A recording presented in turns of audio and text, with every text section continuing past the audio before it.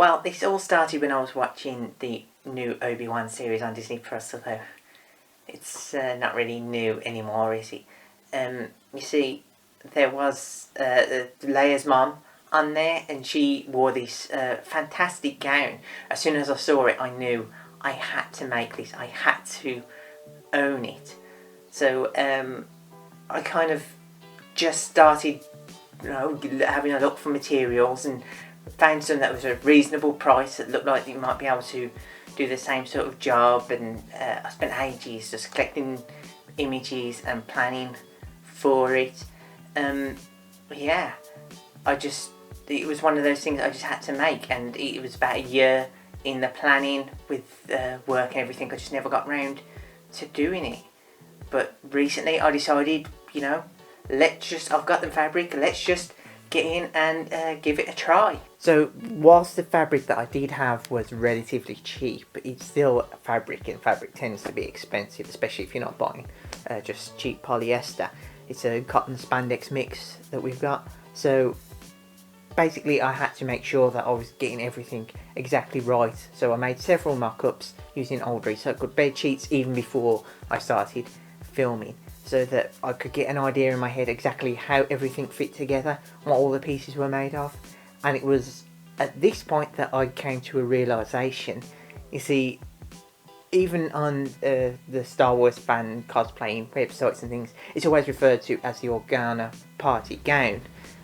But the thing is, it's not really a gown, at least not a dress. It has secret pants! So with the trousers, I decided to use linen because I already had quite a lot of linen, and it just works for undergarments anyway, and it's going under the actual dress itself. So I'll cut that out into 4 sections, 2 for each leg, and they're basically just big rectangles that needed pleating.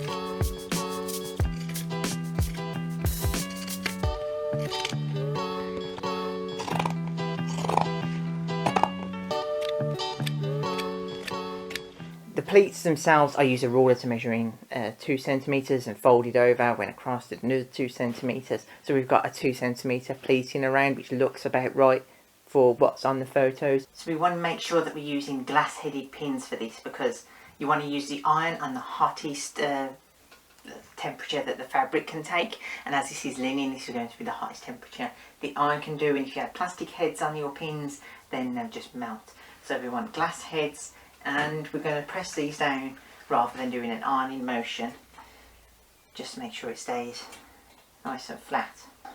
Do I enjoy ironing? Well, it's one of those things you have to do when you grow up, really, isn't it? But there aren't very many little girls that grow up dreaming of ironing, are they?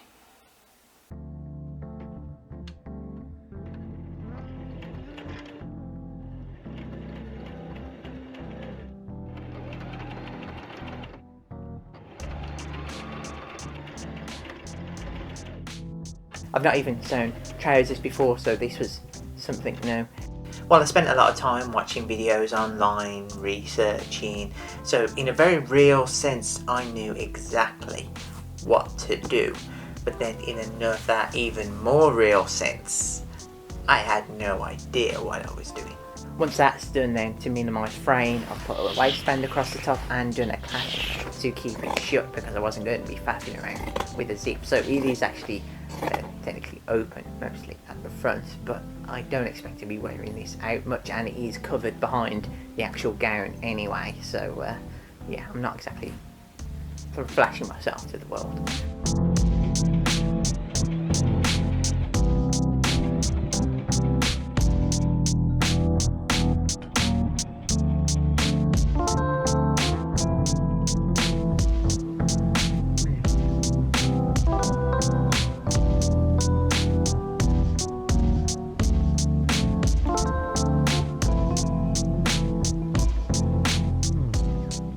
So the dress itself posed a whole host of challenges.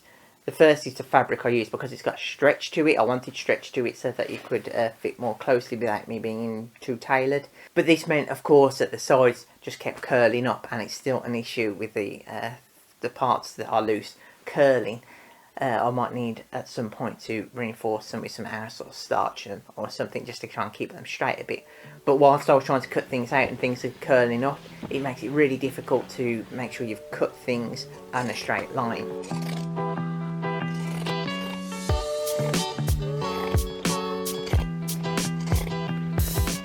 I had just about enough of the white cotton in order to get all the pieces done with the cloak, as well as like the bodice and the trouser cover parts that would be like the skirt section. There was just about enough on there, and with it curling, it took me ages just to get everything pinned in the right position and get everything sorted. Once everything was sorted, however, and I was able to cut out all the different parts, then it just became a case of pinning it together and seeing how it looked, how it all fit.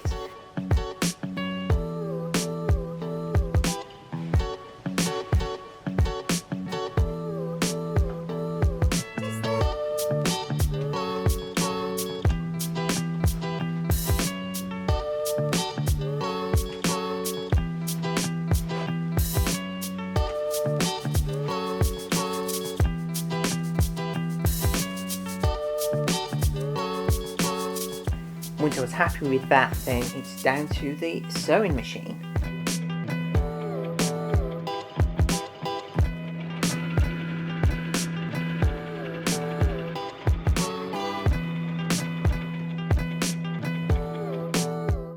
Now the Organa gown has this blue cloak, and on the cloak is this like pattern that's it looks like a floral pattern with some swirly bits on there and things. Now I couldn't find anything like that fabric, at least not in any of the locations I looked at with a price point that I could afford, so I decided to have a go at hand painting the fabric myself, which took all of a Friday afternoon, but I think it turned out quite well. So I took an old cereal box and I cut out the shape of the stencil so I could get a repeated pattern. Now because of the way stencils work, I couldn't do it perfectly to what I could see on there, because stencils have their limitations. So it was going to be partly stenciled and then partly free-handed around.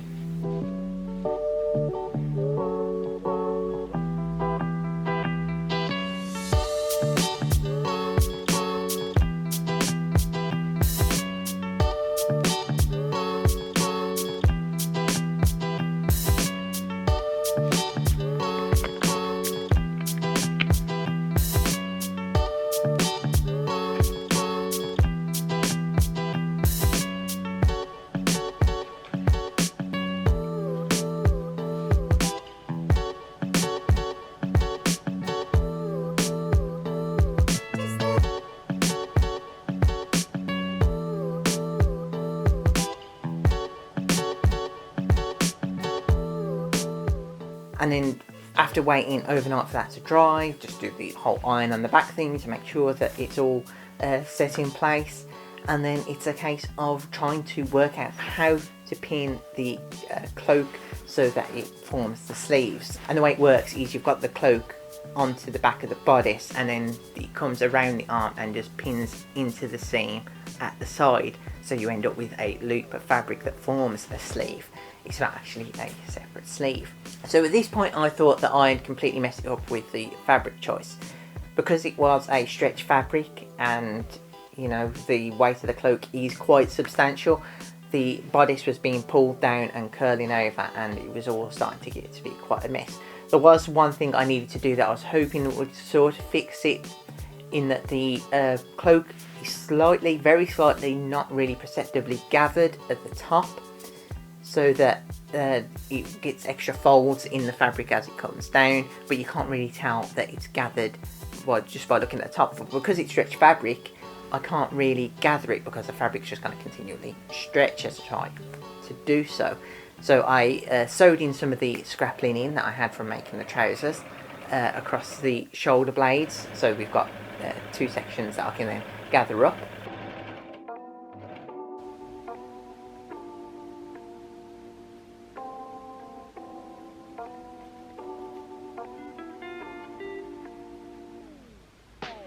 And once that's been tied off and gathered, then I cut a strip directly down the centre and pulled it in so that that stretch that I was getting from the fabric and the weight of the cloak could be taken out. And I think it ended up being 14 centimetres that I needed to take out, 7 centimetres on each side, because that's how much it was actually stretching. The part that was taken out was actually a V section that comes down, because if you just take out a rectangle and put it in, then it's just going to look weird. But taking it out as a V, that means that there's still lots of drapery down the bottom, so you end up with a lot of folds in the fabric further down, and it being smoother at the top. I've never had anything give me so much trouble as that zip. I don't know if it's a stretch in the fabric or just bad luck that day, but it's just, no matter what I did, that zip just wasn't sitting straight. It just kept, one side was always uneven. I ended up unpicking it and re-sewing it 3 times, twice with the machine and once by hand, because it just was not working, and I still ended up with it too low and needed to put in a clasp at the top in order to seal it up, so it's not exactly the same as it was on the show, which zips all the way to the top. But I was just done with that zip. I was still getting, however, the issue of the back trying to curl over and being pulled down with the weight of everything, and I thought I'd messed this up, and then I pinned on that blue sash part at the top, and I realised that that blue sash isn't just decorative, it's actually a support, because it goes past the shoulders and pins into the back as well. By doing that, then it takes some of the weight of the cloak onto that yoke, so that it doesn't stretch the fabric and everything sits nice and level. Of course, my yoke is made out of that blue stretch fabric, so I had to reinforce it with some of the scrap linen again on the back, fold it over, pin it in place, and then sew it by top stitching down, which does seem to be what they did on the show. It does look like it's been top stitched. And then of course there is one more thing that I needed to do, which was the belt. Now the belt itself is the same fabric as basically most of the dress. It's that same stretch white cotton.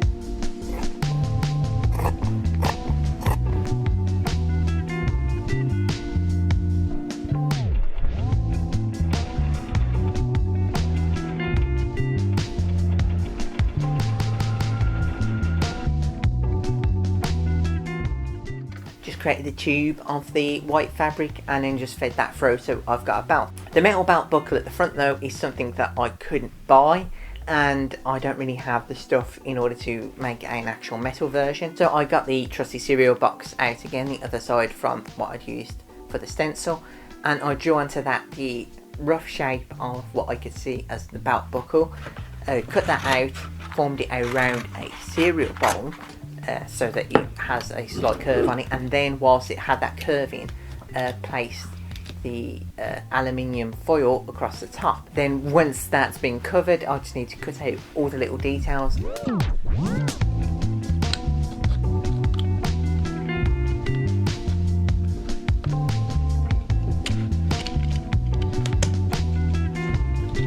And very cheaply just hot gluing it onto that buckle.